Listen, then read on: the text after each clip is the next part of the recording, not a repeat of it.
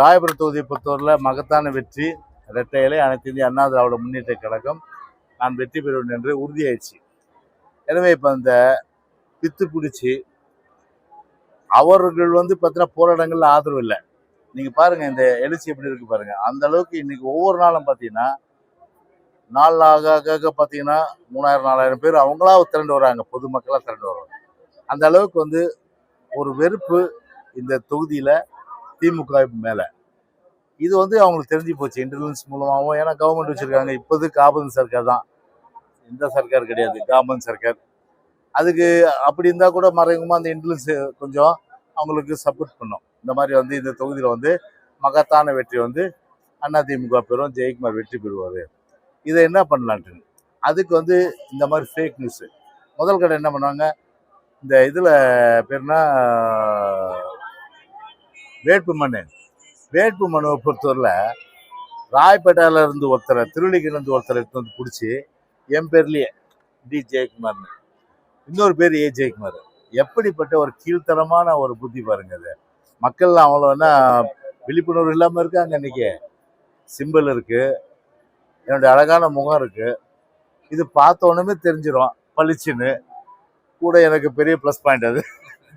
அப்படி தெரிகிற ஒரு உழைக்கும் இருக்கும். அது நம்மளோட இருப்பவர், நமக்காக உழைப்பவர் பார்த்து நட்டலைக்கு கரெக்டாக குத்துவாங்க.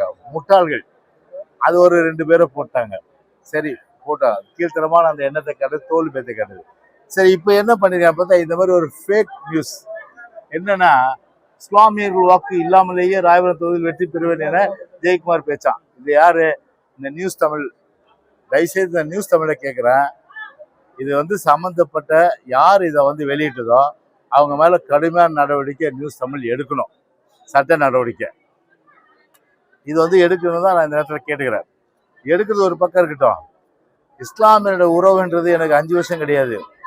இன்னைக்கு ராயபுரத்தில் பார்த்தீங்கன்னா பிறந்து வளர்ந்து காசிமேட்டில் அதிகமான அளவுக்கு பார்த்தீங்கன்னா இஸ்லாமிய நண்பர்களோடு ஒரே கட்டிலில் புரண்டு படுத்தவங்க நாங்கள். இஸ்லாமியர்கள் என்னையும் பிரிக்க முடியாது. அப்படி இன்னைக்கும் பார்த்தா என்னோட ஃபேஸ்புக் எடுத்து பாருங்க,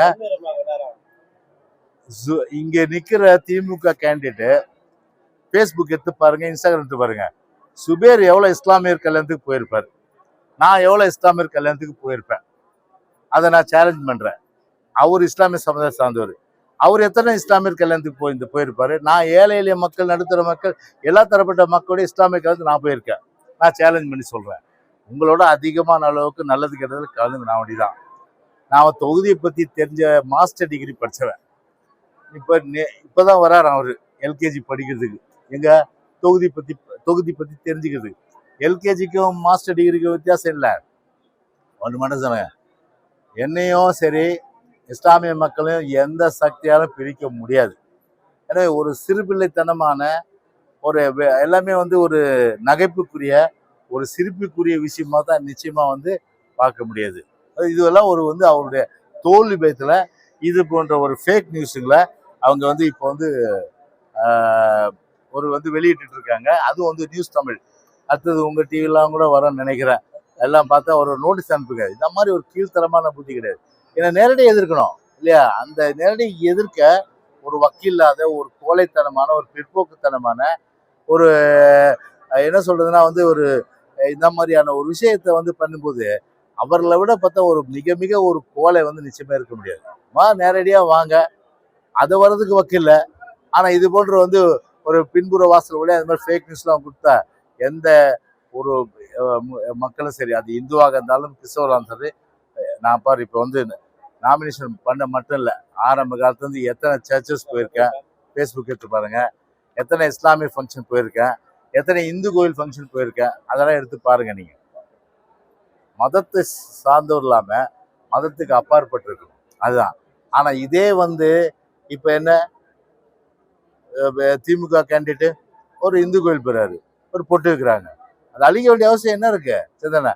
நான் நேத்து வந்தீங்க நீங்க, உங்க டிவிலாம் வைரல் ஆச்சு.